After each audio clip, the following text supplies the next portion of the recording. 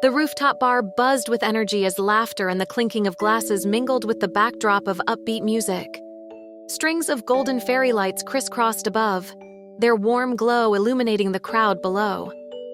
From where I stood, the city's skyline stretched out in all its brilliance, a sparkling tapestry that seemed to mirror the lively scene around me. Ray's hand rested lightly on the small of my back as we entered, his touch steady and familiar. It's going to be fun, he said, his voice raised slightly to be heard over the music. You'll love them. They're great people. I nodded, offering a small smile in return, though my chest felt tight with unease.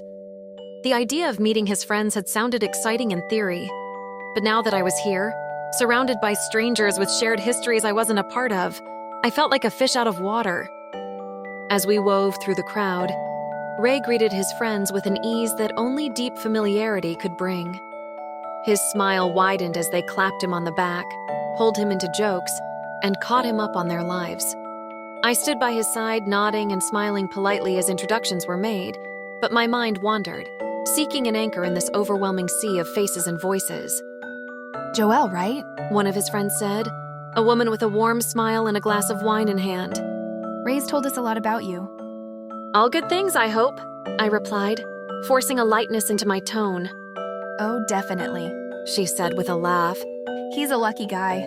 I smiled, murmuring a polite thanks.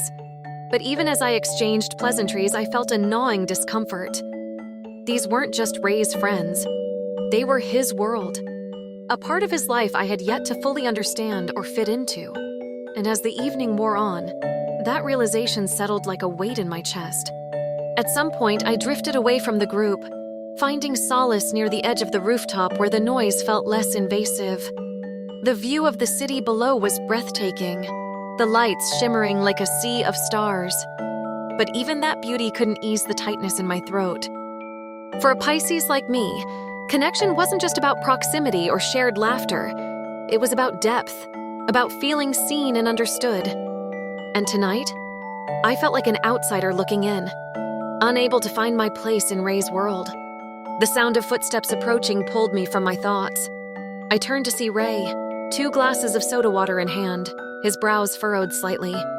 Hey, he said, offering me one of the glasses. Are you okay? You've been quiet. I took the glass, my fingers brushing against his briefly.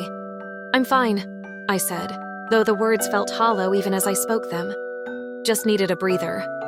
Ray's eyes searched mine, his concern evident. You sure? You seem distant. I hesitated, the words on the tip of my tongue battling with the fear of being misunderstood.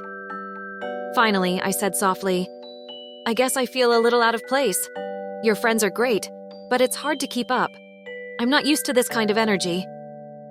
Ray's brow furrowed deeper, and his voice took on a slightly impatient edge. It's just a party, Joelle. You don't have to overthink it. Just relax and have fun. The words stung, sharper than I expected. I looked away, my gaze returning to the city lights as I tried to collect myself. For me, opening up wasn't about seeking solutions. It was about being heard, about sharing the weight of my emotions with someone I trusted.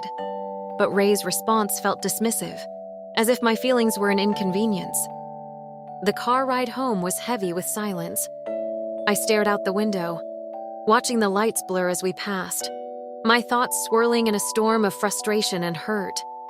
I wanted to speak, to explain, but the words felt tangled, too complex to untangle in the moment. Ray broke the silence first.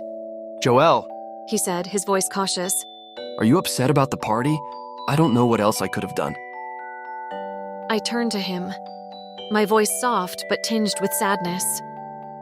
It's not just about the party, Ray. It's about how I felt at the party, and how I felt when I tried to tell you. He sighed, his hands tightening on the steering wheel. I'm sorry if I didn't handle it well. I just didn't think it was that big of a deal. I looked down at my hands, my fingers fidgeting with the hem of my dress. For me, feelings are always a big deal, I said quietly. And when I share them with you, it's because I trust you to hold that space with me. It's not about fixing anything. It's about being there. The silence that followed was thick and heavy, filled with the unspoken weight of everything we hadn't yet learned about each other. When we reached my apartment, Ray turned to me. His expression softened. Joelle, I'm sorry. I'm not always good at this, but I'm trying. I don't want to make you feel like your emotions don't matter. I nodded, my heart heavy but hopeful. I know you're trying. And I'm trying too. Maybe we just need to figure out how to meet each other where we are. As I stepped out of the car, the cool night air wrapped around me like a balm. I glanced back at Ray, his silhouette illuminated by the soft glow of the dashboard lights. "Good night, Ray," I said, my voice gentle but firm. Good night, Joelle. He replied, his tone carrying the weight of his own reflection. That night, as I lay in bed staring at the ceiling, I thought about our conversation. For a Pisces like me, love wasn't just about compatibility or shared interests. It was about connection, real, raw, and unfiltered. And while tonight had left me feeling vulnerable and unseen, it also reminded me of the importance of finding someone willing to dive into the depths with me. The question that lingered in my mind wasn't whether Ray was that person, but whether we were willing to learn how to swim together in the vast ocean of each other's hearts.